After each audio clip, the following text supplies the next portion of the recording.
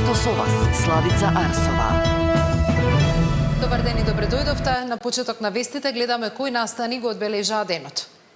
Нов смртен случај од Западно-Нилска треска. Шестата жртва е 72 годишник од Скопски аеродром. Никогаш не полагале за автобус или камион, а добивале возачки за Д и С категорија. МВР и обвинителството истражуваат корумпирани полицајци. Владата преговара со инвеститори за изградба на дата центри во Македонија и нема да се откаже од оваа цел, вели премиерот. СДСМ и денеска обвинува за тајни разговори кои ќе ја загрозат струјата, водата и земјоделието. Цените се стабилни, но скапите горива носат ризик од нов ценовен удар. Инспекциите на терен. Стотици загинати и над 1000 исчезнати во катастрофалните поплави во Непал и Тибет. Овие вести во живо за истрагата против корумпирани полицајци кои издавале фалсификувани возачки дозволи. Останете со нас, почнуваме.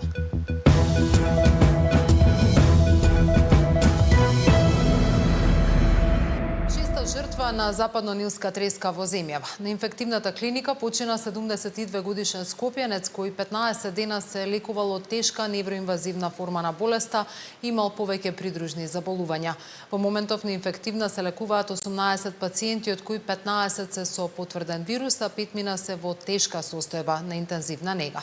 Само за 2 месеци почина 6 лица повеќе отколку во целиот период од 2011 до 2025. Сања Димитровска. Шести смртен случај со Западно-Нилска треска во земјата. По 15 дена борба за живот поради компликациите од вирусот. Вчера на инфективна починал 72 годишен маж од Скопје. Бил во многу тешка состојба и со повеќе коморбидитети. И покрај сите превземени интензивни мерки во одделот за интензивно лекување, во вчерашните попладневни часови настави летален исход. Во моментот на инфективна има 18 пациенти, од кои 15 се со потврден наод на Западно-Нилска треска и со невроинвазивна форма на болеста. 5 сите повозрастни се на одделот за интензивно лекување во тешка форма и со повеќе други заболувања. Само за 2 месеци има 6 смртни случаи, што е повеќе од 5 починати во периодот од 2011 до 2025. Но лекарите велат дека не отстапуваме од светската статистика, имајќи во предвид дека вирусот веќе го има на нашето поднебје. Според сите напаствија што се дадени податоци што ги земеме од CDC и од ACDC, значи ние смртноста кај овие пациенти се зголемува како што е и возраста понапредната. Така што за тоа што имаме тешки случаи, тоа не значи дека отстапуваме од другите земји, туку сме во склоп на тие проценти кои се научно веќе потврдени. Угинат Гавран во Ресен, кај кој од Агенцијата за храна потврдиле дека има Западно-Нилска треска. Предвидува нови мерки и препораки од надлежните институции.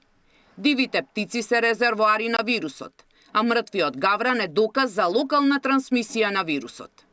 Во моментот само ќе изадиме мерки за предпазливост во општина Ресен и кон матичните лекари и кон општината во врска со мерките што треба да бидат преземени. Ќе следиме понатаму како се развива ситуацијата и соодветно ќе реагираме. Здравствените власти апелираат до граѓаните да пријавуваат ако има угинати гаврани, бидејќи е стационарна птица и показател за локална циркулација на вирусот. Сања Димитровска, Сител телевизија. Пожар избувна над православните гробишта во Титово на ридот Балпете. Огнот започнал во стар објект Плевна, пошто се проширил кон шумата и во правец на Калето. Поради непристапниот терен, пожарникарите интервенираат, а превентивно била побарана и евакуација на населението од блиските куќи. Објектите засега не се загрозени, но пожарот продолжува да се шири по ридот. Пожарот се случува во период кога поради зголемениот ризик од огнени стихии до 30 септември е продолжена забраната за движење во шумите, а надлежните повторно апелираат на максимална внимателност и почитување на ограничувањата. Во текот на денешниот ден имаме 2 нови големи пожари. Првиот пожар е пожарот зад мене, во аторот над село Копаница. Територија на општина Сарај, но се движи во насока на Тетово. Тоа е пожар на планината Жеден. Пред неколку дена во близина изгаснавме пожар. Нов пожар, најверојатно намерно подметнат. Не знаеме кои се мотивите, но полицијата работи на откривање на сторителите. Поради ветрот, пожарот се движи со голема брзина кон сртот, поради што одлучивме овде да ги активираме ер-тракторите на дирекцијата, кои што започнаа со дејство, но од она што можам од овде да го видам се работи за голема пожарна линија, која што е долга повеќе километри. Поради сувата вегетација и ветрот, овој пожар има капацитет значително да се рашири. Добро е тоа што не гори квалитетна шума, горат пред се сува трева, грмушки, трња и други ниски растенија. Наредниот тежок пожар кој што изби денес е пожарот кој што се појави во Тетовско, некаде околу православните гробишта и кој што со голема брзина поради ветрот се шири кон планината, конкретно кон Шар планина. Таму на лице место се наоѓаат тетовските пожарникари со подршка на полицискиот хеликоптер ќе се обидат да го стават под контрола. Никогаш не полагале за автобус или камион, а добивале возачки за Д и С категорија. МВР и обвинителството истражуваат корумпирани полицајци. Владата преговара со инвеститори за изградба на дата центри во Македонија и нема да се откаже од оваа цел, вели премиерот. СДСМ и денеска обвинува за тајни разговори кои ќе ја загрозат струјата, водата и земјоделието. Внатрешната контрола на МВР истражува како вработени во управните служби наводно додавале категории во возачки дозволи без кандидатите воопшто да полагаат за нив.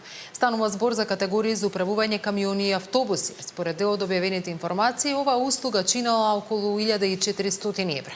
Истрагата треба да утврди колку мина вработени биле вклучени и колку лажни дозволи се издадени. Според информации на Сител, меѓу осомничените има лица кои претходно биле поврзани со аферата лажни пасоши.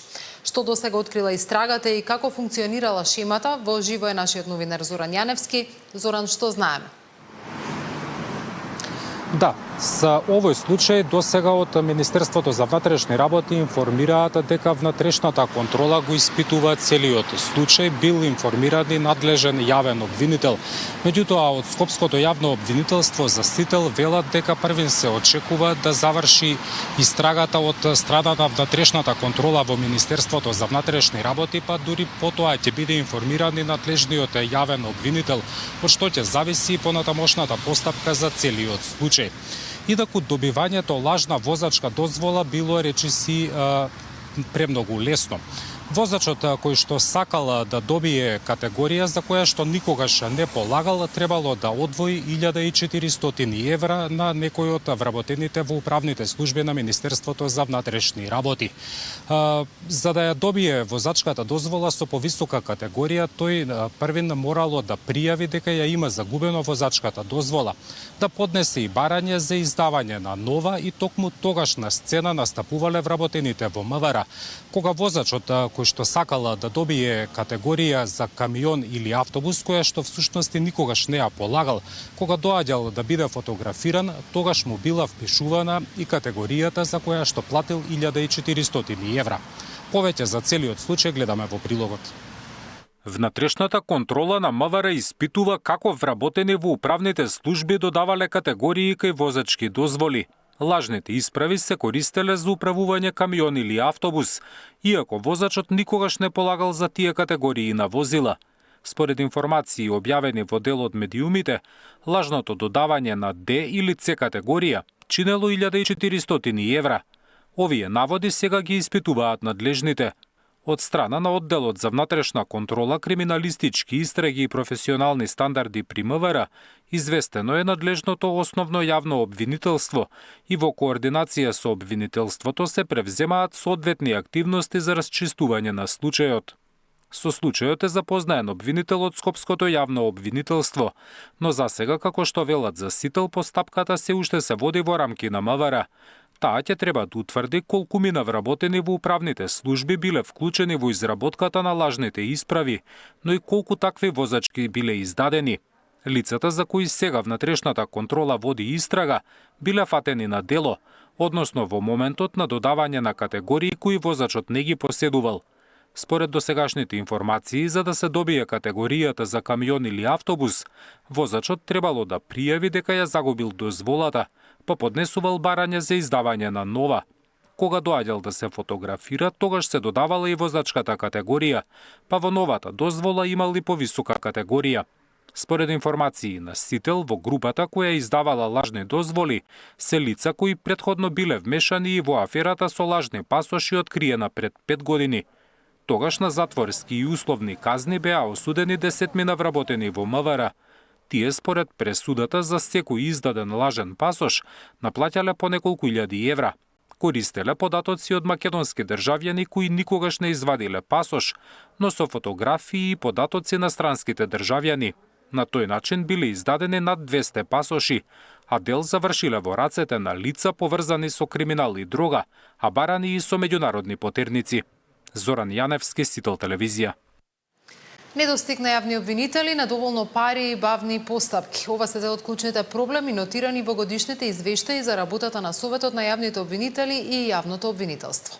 Лани обвинителите постапувале по околу 32.000 предмети, од кои 11.000 биле пренесени од претходната година.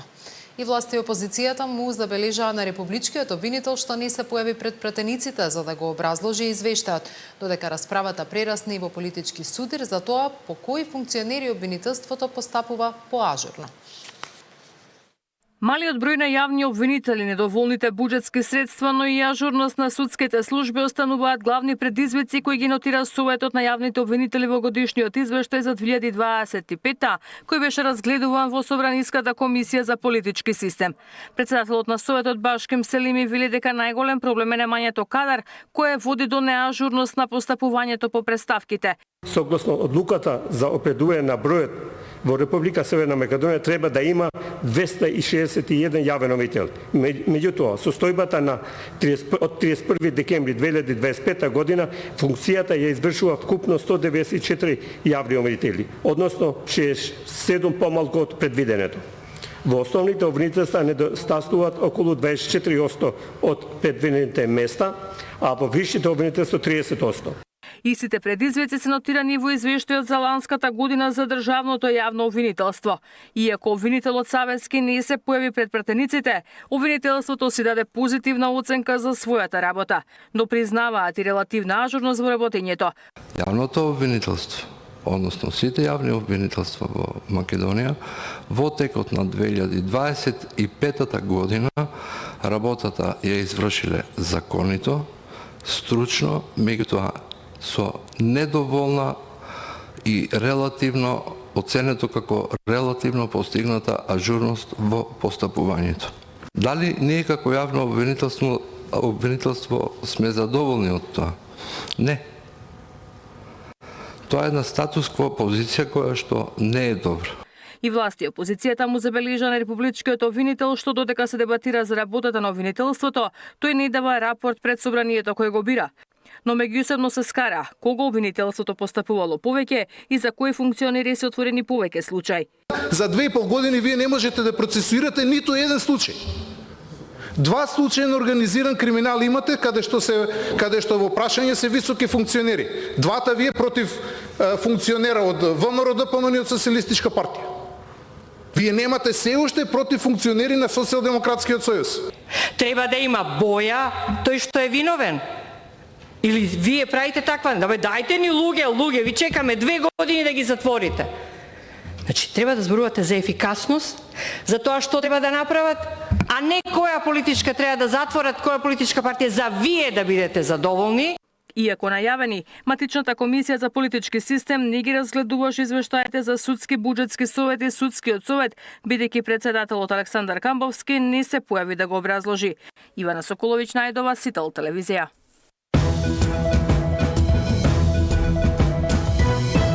Системот Безбеден град ќе ги опфати и мотоциклистите и другите градови. Ќе се ширили истрагата за загадената вода во Гостивар. Може ли случајот Мазут да се врати во живот? Колкава група полицајци штанцала лажни возачки дозволи. Тема на денот во 19 со министерот за внатрешни работи Панче Тошковски. Владата преговара со 5 до 6 потенцијални инвеститори за изградба на дата центри во Македонија и нема намера да се откаже од оваа стратегија, порача премиерот Мицкоски. Тој ги отфрли обвинувањата дека проектите се договараат тајно и уверува дека јавноста ќе биде информирана кога ќе има конечен договор. Од СДСМ предупредуваат дека дата центрите може да создадат дополнителен притисок врз струјата, водата и земјоделството и бараат владата да ги објави презамените обврски. По одлуката на Советот на Пехчево да ја отфрли иницијативата за дата центар, Мицкоски тврди дека станувало збор за приватен, а не за државен проект. Владата преговара со 5 до 6 потенцијални инвеститори за изградба на дата центри во Македонија. Премиерот Мицкоски вели дека немаат намера да отстапат од овие проекти ниту милиметар. Не се прави ништо тајно, а во моментот кога ќе биде постигнат договор за нивна изградба, граѓаните ќе бидат информирани. Премиерот денеска одговори на бројните обвинувања на опозицијата. Нема да навлегувам во суштината, бидејќи мислам дека не заслужуваат суштински одговор на техничко ниво, бидејќи манифестираат тотално непознавање. Замислете да не е вештачката интелигенција или податочните центри или дата центрите, како би изгледал денеска бруто домашниот производ, да речеме, на Соединените американски држави. Зарем Nvidia, Amazon, SpaceX, OpenAI, мултинационални глобални компании, чии што брендови тежат трилиони или јадници милиарди, би постоеле денеска, ако на било каков начин тие ги доведуваат квалитетот на животот на граѓаните под знак прашање. Така што апсолутно остануваме на таа стратегија како влада. Претходно од СДСМ обвинија дека владата крие дека преговара за изградба на дата центри. Според опозицијата, власта за сопствен профит ја форсира изградбата на дата центри, а со тоа во ризик ги става водата, струјата и земјоделието. Освен во Пехчево, веќе објавивме дека компанија соопштила јавно дека за дата центри во Македонија добила капацитет на струја од 100 мегавати и директен пристап до реката Вардар за ладење од страна на владата. За ова владата нема ништо соопштено. Се прават дилови за профити, додека се крие од јавноста какви обврски се превземаат и како овие проекти ќе влијаат врз природните енергетските ресурси во државата и земјоделството. Овие дата центри трошат огромен капацитет на струја. Поради тоа што струјата ќе се троши повеќе, ќе има поголем увоз од странство. А сите знаеме кој профитира од зголемениот увоз на струја. Што ќе значи ваквата потрошувачка за цената на струјата за граѓаните? Колку ќе ги чини? Кој гарантира дека граѓаните нема да плаќаат повисока цена за струјата за некој друг да прави огромни профити? Откако пред 2 дена Советот на општина Пехчево со поддршка од сите 9 советници ја отфрли иницијативата за изградба на дата центар во градот, премиерот Мицкоски денеска вели дека иницијативата била приватна, а не државна. Деспина Тодоровска, Сител телевизија. Цените во маркетите засега се стабилни, уверува министерот за економија, но поскапите горива носат ризик од нов ценовен притисок. Пазарната инспекција ќе проверува дали евентуалните поскапувања се резултат на повисоки трошоци или на неоправдано зголемување на трговските маржи. Владата најавува интервенција ако утврди злоупотреби. Паралелно се подготвуваат повисоки казни во Законот за нефер трговски практики. Од вчера важи и мирката за поевтин училишен прибор, најмалку 10% пониски цени на големо и 15% на мало. Цените во маркетите засега се стабилни, вели министерот за економија Дурмиши. Но поскапото гориво значи и поскап транспорт, а тоа ќе се одрази и кај производите на рафтовите. Затоа пазарните инспектори следат што се случува со маржите кај трговците. Дали повисоките трошоци се единствената причина за покачени цени или некој се обидува да заработи повеќе. Доколку се покаже дека трговците без оправдана причина ги зголемуваат маржите, владата ќе реагира. Нормално дека кога ќе се зголеми цената на нафтата, нормално дека тоа ќе влијае, но ние ќе гледаме според административни механизми што ги имаме, а можностите ќе интервенираме ако се зголемува бруто профитната маржа. Сме во една светска криза, не е само кај нас, но пак велам во регионот најевтини сме во делот на цената на нафтата. А трговците имаат и свое барање. Со измени во Законот за нефер трговски практики сакаат повторно да им биде дозволено да ги враќаат непродадените производи. Дурмиши вели дека ќе имаат средба и ќе го разгледаат барањето, но прво треба да се види колку навистина губат поради непродадената роба. А бидејќи правилата се донесени според европски препораки, за евентуална промена ќе треба да се разговара и со Европската Унија. Во рамки на измените на законот планирани се и повисоки казни, и тоа до 10 пати. Инаку од вчера почна да важи и мерката за поевтин училишен прибор. За трговците на големо намалувањето треба да биде најмалку 10%, а за оние на мало најмалку 15%. Кој нема да ја почитува мерката, ќе се соочи со казна. Мартин Арсов, Сител телевизија. Нов гасен интерконектор ќе ги поврза Македонија и Србија. Проектот вреден 29,4 милиони евра предвидува изградба на 70 километри гасовод, од кои 23 се на македонска страна, од Клечовце до граничното село Сопот. Треба да биде завршен до 2029 година. Владата очекува новата линија да ја зајакне енергетската сигурност и да ја позиционира земјава како важна енергетска раскрсница меѓу коридорите 8 и 10. Паралелно се разгледува и можноста за ново енергетско поврзување со Косово. 70 километри нов гасовод, од кои 23 на македонска страна, од Клечовце до граничното село Сопот, ќе биде новата интерконективна линија меѓу Македонија и Србија. Проектот вреден 29,4 милиони евра предвидува комплетна изградба по системот клуч на рака, вклучително со урбанистичко одобрение и дозвола за употреба со 5 придружни објекти. Во владата беше потпишан договорот со компаниите кои ќе го градат интерконекторот, што треба да биде реализиран до 2029 година. Со овој, но и со другите стратешки проекти, премиерот порача дека државата ги поставува основите да стане главна сообраќајна и енергетска раскрсница меѓу коридорите 8 и 10 во овој дел од Европа. Ние сме држава која што не излегува на море и со вакви проекти, кога се поврзуваме со пристаништа, во случајов како што е терминалот Александрополи, кога се поврзувавме со Солунското пристаниште, со продуктоводот и нашата рафинерија Окта, кога градиме интерконектори во делот на снабдувањето со електрична енергија, поврзување со нашите соседи, ние на тој начин ја подобруваме и нашата геостратешка положба како држава. Низ таа оптика го гледам и овој проект, оваа цевка која што треба да ја поврзе Македонија со Србија, исто како што цевката треба да ја поврзе Македонија со Грција. Посебно што е двонасочен овој цевковод и сето тоа му додава вредност на самиот проект.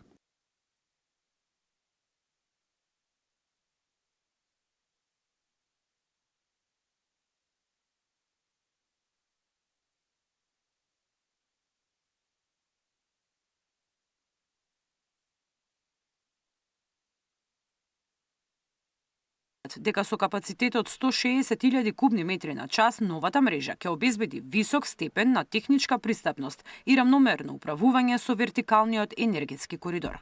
Во рамките на проектот ќе бидат изградени 5 придружни објекти: главна интерконекторна мерна станица, редукцијска станица, блок станица и 2 приемно-отпремни чистачки станици. Системот е проектиран со висок степен на техничка сигурност, современна мерна контролна опрема, можност за далечинско управување и поврзување со SCADA системот. Предвидениот технички капацитет изнесува до 160.000 кубни метри газ на час, со можност за двонасочни текови. Покрај со Србија и Грција, владата разгледува можноста за енергетско поврзување и со Косово. Физибилити студијата треба да даде одговор за потребите на соседната земја и покрај тоа што таа располага со сопствени количини на јаглен. Мирена Давидовска, Сител телевизија.